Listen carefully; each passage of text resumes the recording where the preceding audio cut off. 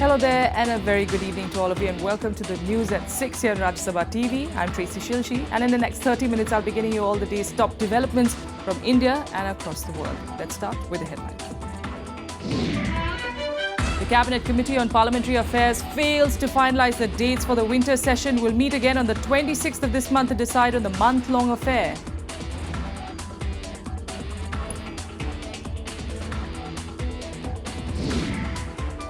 Three people arrested as the CBI probe is ordered into atrocities against a Dalit family in Haryana. Protesters blocked the Ballabgarh Faridabad road demanding justice.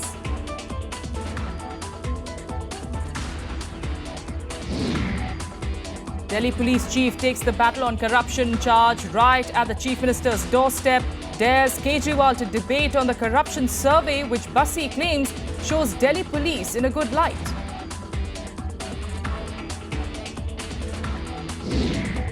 Shiv Sena needles the BJP again, puts up posters showing party leaders including Prime Minister Narendra Modi bowing to the late Bal Thackeray, withdraws them later.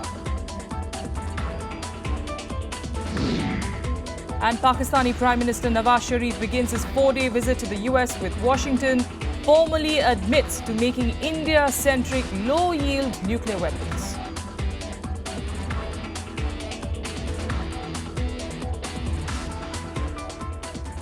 The Cabinet Committee on Parliamentary Affairs will meet again on the 26th of this month to finalize the dates for the upcoming winter session. Sources say that the session is likely to be a month-long affair beginning towards the end of November.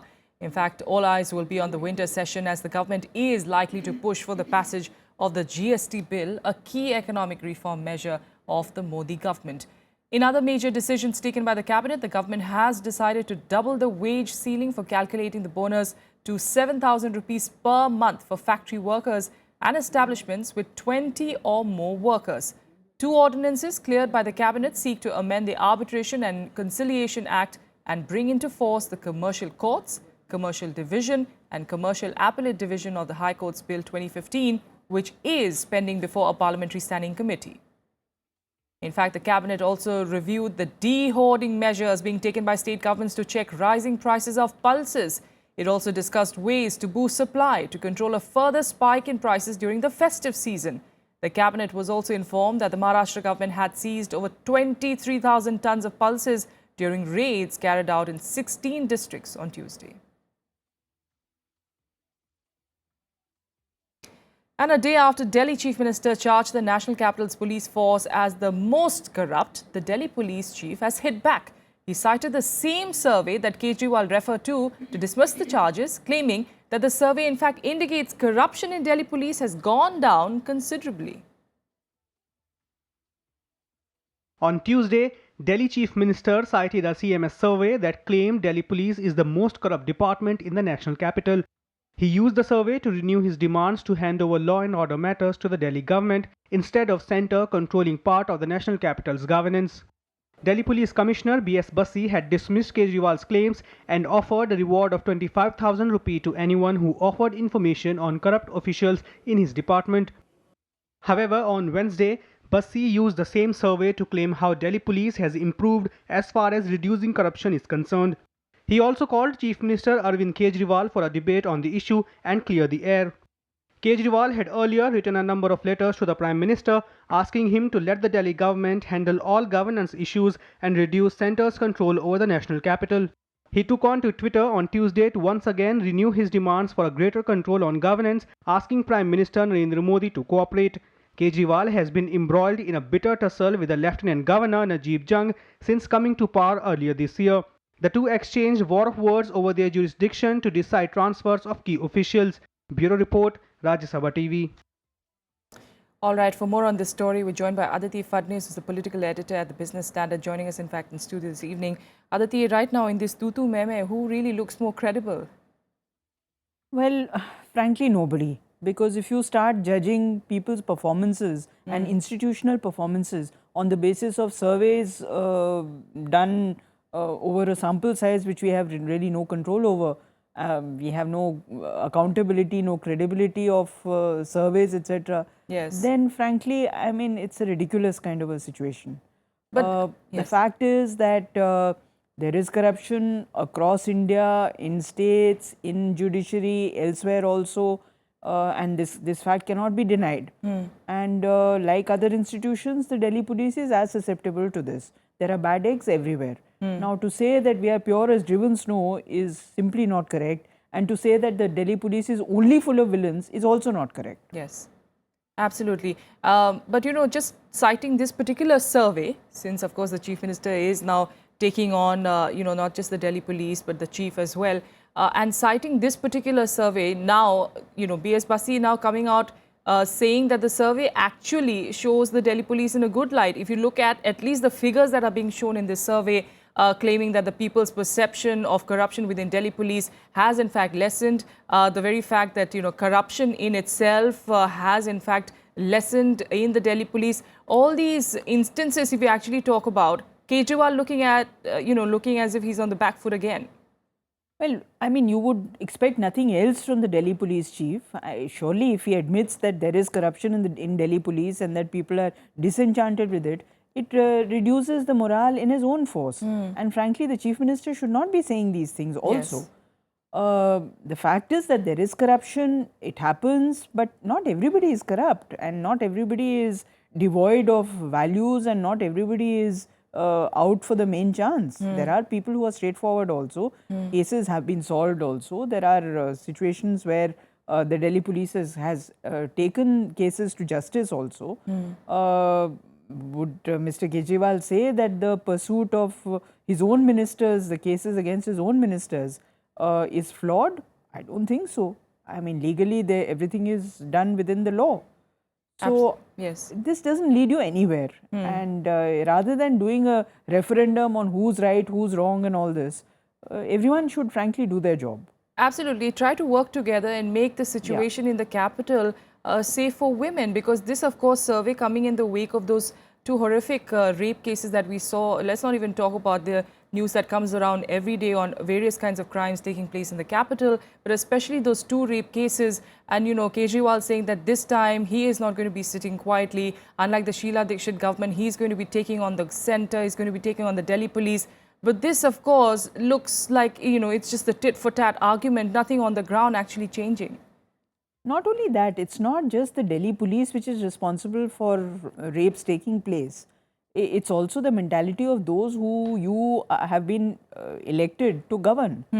So you need to change that outlook, you have to change that mentality, you have to change the way people think about children, about women, about disadvantaged people, about people with disabilities. All those things have to be changed, and Delhi police needs to reform itself, and it is probably on the way to reforming itself. But attacking it for rapes in society is, I think, probably not appropriate, not fair. Absolutely. Aditi Phadnis, thanks so much for joining us on this story. This is, of course, not the end of it. We'll perhaps be seeing some more. But after Najib Jung, now B.S. Basi, who's going to be the next target, of course, of Arvind Kejriwal, we'll have to wait and see. But thanks so much for joining us on this story. Meanwhile, let's head on to some more news. And a CBI probe has been ordered into the killing of two Dalit children in Ballabgarh in Haryana. The government has also formed a special investigation team to probe the incident. Meanwhile, protesters blocked the Ballabgarh-Faridabad road, demanding action against the culprits. 11 people have been booked, but only 4 arrests have been made so far.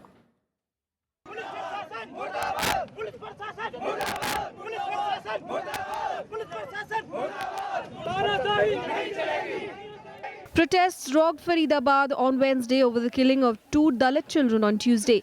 People blocked the Delhi-Agra highway with the bodies of the children in their arms. Congress Vice President Rahul Gandhi was among the first of the politicians to meet the family on Wednesday. He slammed the BJP government led by Manohar Lal Khattar for failing to protect minorities. Along with the victim's family, he demanded a CBI probe into the incident. यहाँ के chief minister की जिम्मेदारी है कि ये यहाँ ऐसी घटना नहीं हो। जिन्होंने किया है उनके खिलाफ कार्रवाई होनी चाहिए और जो पुलिस वाले हैं जो अपना काम ठीक से नहीं कर रहे हैं उनके खिलाफ कार्रवाई होनी चाहिए। यहाँ के लोग जो परिवार के लोग हैं वो सीबीआई इंक्वायरी चाहते हैं। रात को मैं और मेरे बच्चे और मेरी बीवी सो रहे थे एक बेड पे। जंगले में से किसी ने पेट्रोल डाला और मेरे हाथ पे पेट्रोल डलते ही कैन में उठ गया और इतने में मैं कुछ कर पाता, उन्होंने तिल्ली लगा दी। प्रशासन की इसमें पूरी असफलता है। पुलिस क्या कर रही थी? अभी आज सारी पुलिस यहाँ खड़ी है।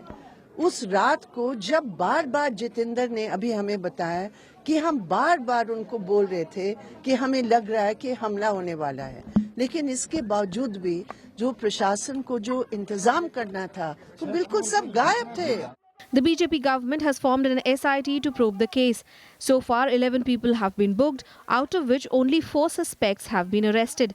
The state government also dismissed allegations of lacking in action to nab the culprits. Haryana police also took action against officials for negligence.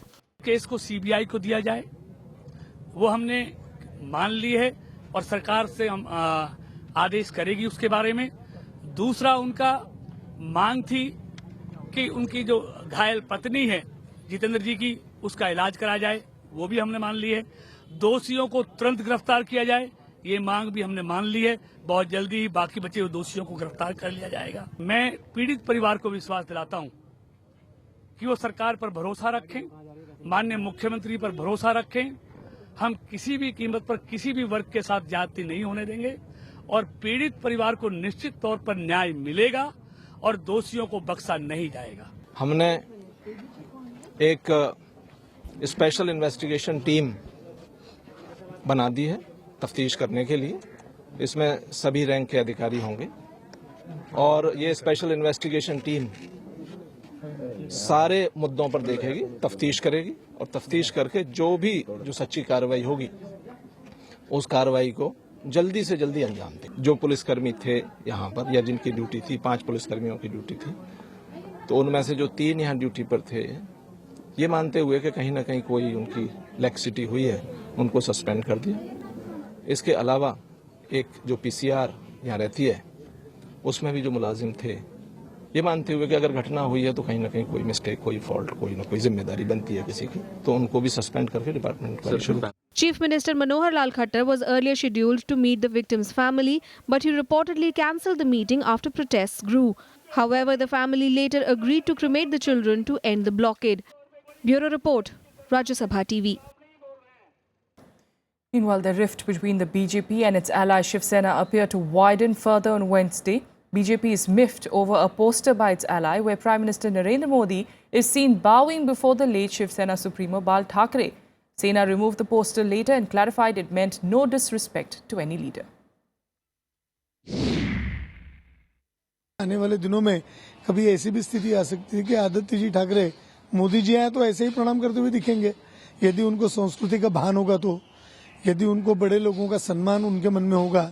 एक प्रकार का शिवसेना का जो स्वयं का महिमा मंडन है, वो मुझे लगता है कि उचित नहीं है और राजनीति में एक सीमा होनी चाहिए। शिवसैनिकों की जो भावना है वो उस कटआउट में उतरी है और मुझे शिवसैनिकों ने पूछा था कि भाई हम लगा रहे हैं ऐसे ऐसे हमको लग रहा है, और लगा उसमें वो सब नेताओं के बारे में रिस्पेक्ट रखे ही वो लगाया है कि जूने दिन जो है, पुराने दिन याद करो। आज हमारा स्वर्ण महोत्सवी वर्ष है, 50वां साल है।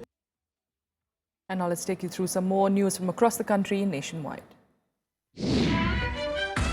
A fierce gunfight between militants and security forces has left 1 militant reportedly dead and 3 soldiers injured in North Kashmir's Baramulla district. The search is on for 2 more militants in the area. At least 4 people have been injured in a clash with the police against the mob killing of a truck driver in Kashmir's Anantnag district. The protests are over the killing of a 20-year-old resident of Anantnag after rumours of cow slaughter surfaced in Udhampur. He died while under treatment on Sunday.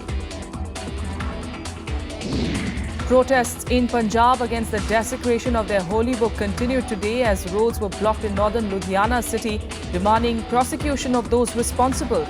2 people were arrested in connection with the case on Tuesday. The protesters demanded swift prosecution of the accused. The Gujarat High Court today stayed a State Election Commission decision to postpone local body elections by 3 months. The Election Commission will challenge the High Court order in the Supreme Court as it believes that the law and order situation in the state because of the Patidar movement is not safe to hold polls.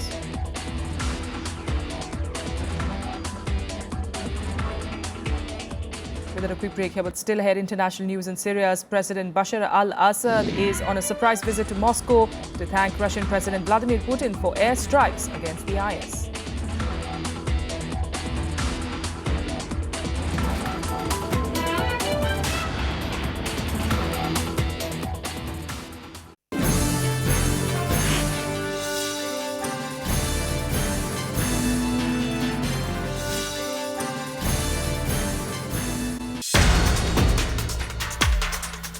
महंगी दाल, देश भर में बवाल,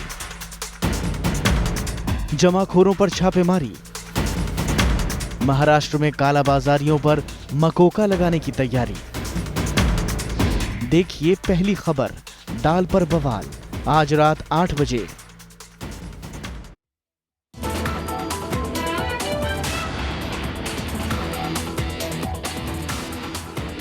Welcome back. Now, claiming its commitment to stability in South Asia, Pakistan said that it will be raising the Kashmir issue during talks between Nawaz Sharif and US President Barack Obama.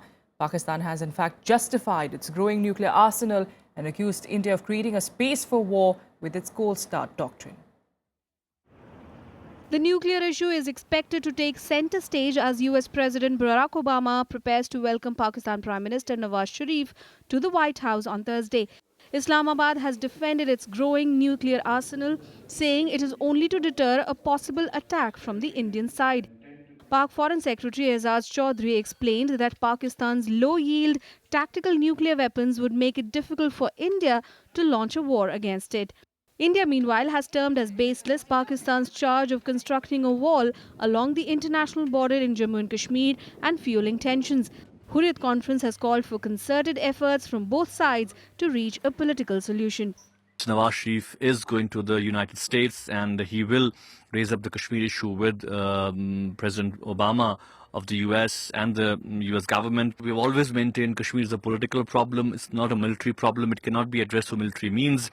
The government of India has to understand the fact that today or tomorrow the issue of Kashmir has to be addressed through dialogue and through negotiations. Pakistan statement on the nuclear doctrine which they have adopted to have a strategic attack in a limited way on India so as to overpower the conventional warfare is not something which is surprising to us.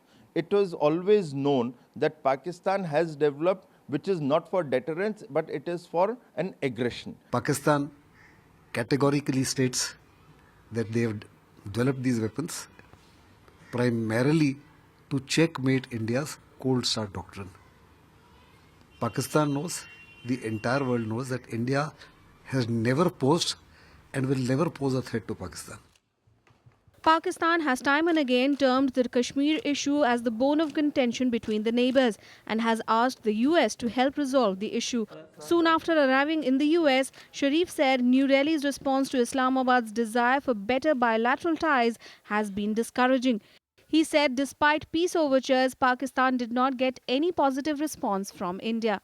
Sharif will be meeting US President Obama on Thursday along with Vice President Joe Biden and various cabinet ministers. But Pakistan has denied that it will sign any nuclear deal with the US. Bureau Report, Rajya Sabha TV. Now, during her visit to Moscow, External Affairs Minister Sushma Swaraj focused on enhancing trade and economic cooperation between India and Russia. The two countries have set a target of $30 billion worth of bilateral trade by 2025. Russia has also assured its cooperation on declassification of the Netaji files. India has invited Russia to play a bigger, more active role in its development process. Speaking at the 21st session of the India-Russia Intergovernmental Commission in Moscow, External Affairs Minister Sushma Swaraj called the two countries natural partners. The two sides are looking at ways to boost their economic ties and triple their bilateral trade to $30 billion in the next decade. India reiterated its commitment to work towards the 12 Russian nuclear plants agreed between Prime Minister Modi and President Vladimir Putin. India and Russia are natural partners. They have a legacy of excellent cooperation in key sectors such as nuclear energy, defense and space. However, Russia can be an even bigger partner in India's development process as a source of technology, machinery, equipment and know-how, which are all Russia's major strengths. While economic agenda was one of the focus areas in the consultations, Russia assured it will also look into India's request for declassification of files relating to Netaji Subhash Chandra Bose. We just asked whether there is any information in Russia which could be shared with us. Foreign Minister said he would see whether there was any information available in Russia on this particular matter. Well, this is excellent news. We were told by the Honorable Prime Minister, Sri Narendra Modi ji, when we met him, this was on the 14th of this month, that he would take it up with the Russian authorities, and he would not only write to them, when he visits Moscow in the month of December this year, he would personally take up the issue with President Putin. Swaraj also invited the Indian diaspora in Moscow to invest in their homeland through various flagship programs started by the Modi government. Bureau Report, Rajya Sabha TV. And here are some more international news updates in Global Buzz. Canadian Prime Minister-designate Justin Trudeau has said that he will withdraw Canadian fighter jets from the airstrikes against Islamic State in Iraq and Syria. Trudeau, in fact, informed US President Barack Obama of his decision hours after leading his Liberal Party to victory in the polls. As part of his election campaign, Trudeau pleaded to bring home the CF-18 fighter jets that were deployed to the region until March 2016. However, he has not provided any time frame. Meanwhile, Syria's President Bashar al-Assad has visited Moscow on his first overseas trip since the civil war broke out in his country in 2011. During the surprise visit, he held talks with President Vladimir Putin. Russia launched airstrikes in Syria last month against the IS and other militant groups battling Assad's forces. Malaysian authorities have confirmed the arrest of a man accused of hacking personal data of more than 1,000 US officials and handing it to the IS militants in Syria so they could target the individuals. The suspect, identified as 20-year-old Ardit Ferizi from Kosovo, will be extradited to the US. Britain and China agreed to a series of initiatives on nuclear power, rail investment, and will also begin a feasibility study for connecting the London and Shanghai stock markets. Finance Minister George Osborne said Britain would be Beijing's best partner in the West.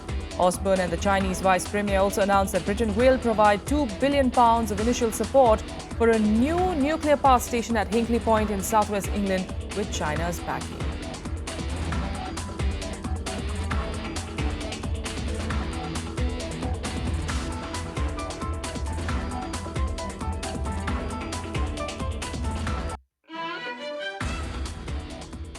All right, some cricket news and the prospects of the much-anticipated Indo-Pak cricket series in December has hit a wall after Pakistan Cricket Board Chief Shahryar Khan admitted that the chances have been reduced significantly.